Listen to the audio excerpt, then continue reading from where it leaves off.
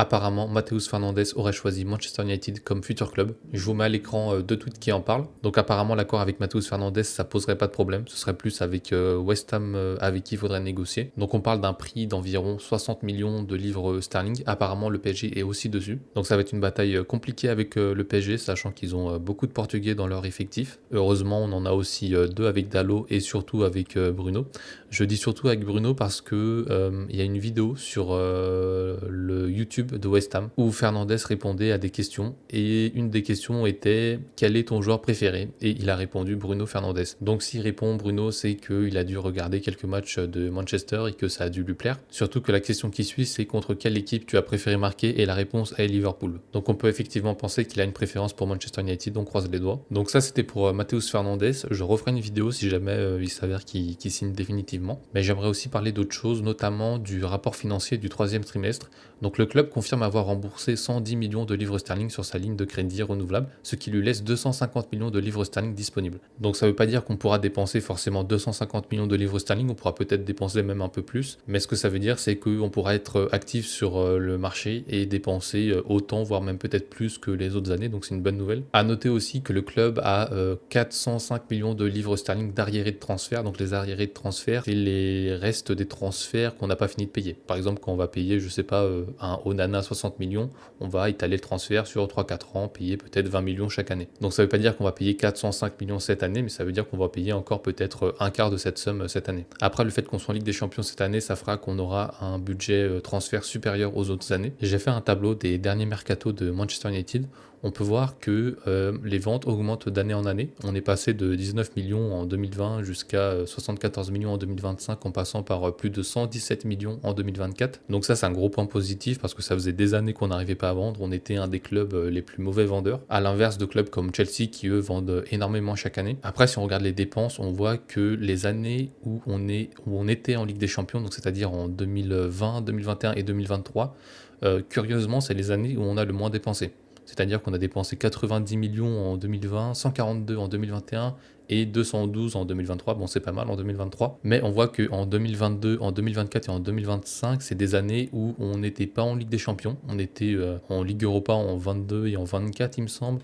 Et rien du coup en 25, et pourtant en 24 et en 25, c'est là où on a le plus dépensé. On a dépensé presque 250 millions. Ça s'explique aussi par le fait qu'on a beaucoup plus vendu. Donc moi, si on me demande mon avis, je pense qu'il y aura entre 250 et 300 millions d'euros, je pense, de budget. Sachant que pour les ventes, on devrait tourner à plus de 100 millions, je pense. Sachant que Højlund est déjà parti. Enfin, il est compté déjà comme les départs. Donc Højlund, 44 millions. Zirkzee, ça devrait être dans les 30 ou 40 millions. Donc ça fait déjà 70. Et en plus, on aura Ugarte, peut-être Onana, peut-être Rashford à voir. Donc voilà pour les mercatos précédents. Ensuite, on a une nouvelle concernant Marcus Rashford. Donc apparemment, Barcelone serait toujours intéressé par notre attaquant, mais il souhaiterait renégocier les termes du contrat avec Manchester United. Donc c'est-à-dire qu'il voudrait soit payer moins cher, soit il voudrait encore mieux un nouveau prêt. Sachant que Manchester leur a déjà dit qu'il voulait ni de nouveaux prêts, ni renégocier la clause de 30 millions. Mais de toute façon, ça c'est sans compter les arrivées de Julian Alvarez et possiblement de Bernardo Silva. Donc à mon avis, Rashford à Barcelone, ça va être mort. Apparemment, il y a peut-être le Bayern qui est dessus aussi, donc à voir. Ensuite, on a une rumeur concernant les départs et Manuel Ugarte. Donc apparemment, il y a Galatasaray qui a intensifié ses efforts pour le recruter. Donc là, on parle d'une somme d'environ 28 millions d'euros. Donc ça fait drôle, sachant qu'on l'avait acheté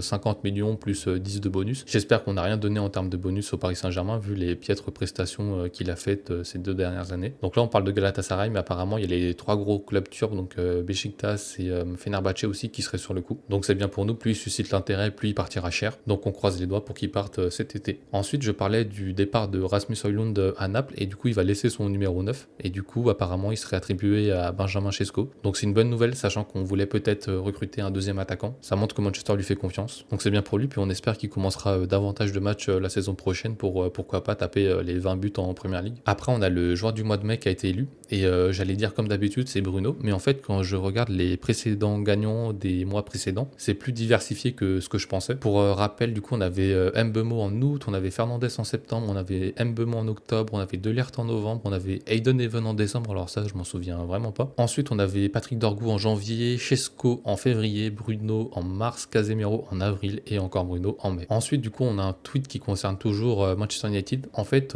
on a Forbes, donc c'est un journal américain qui fait tous les ans un classement des clubs de foot qui sont les plus riches. Et donc du coup dans ce classement on retrouve Manchester United à la troisième place avec une valeur de 7,2 milliards de dollars. En premier on a le Real Madrid à 9,5 milliards, donc ils sont quand même assez loin devant. Ensuite on a Barcelone à 7,5, Liverpool ensuite juste derrière nous à 6,2. En cinquième on a le Paris Saint-Germain à 5,8. En sixième le Bayern à 5,7. En septième Manchester City à 5,5. En huitième Arsenal à 5,4. En neuvième Chelsea à 4,2. Et en dixième Tottenham à 3 milliards. On peut voir avec ce classement que Manchester United ne régresse pas trop malgré le fait qu'on soit plus en Ligue des Champions de façon régulière depuis un moment maintenant. En fait, cette troisième place, elle est principalement due à notre fanbase. Beaucoup dans des pays où on l'attendrait pas, comme en Inde par exemple ou en Chine. Mais une troisième place avec des résultats sportifs aussi mauvais, ça laisse entendre qu'avec de meilleurs résultats sportifs sur plusieurs années, on pourrait aisément recoller au Real Madrid.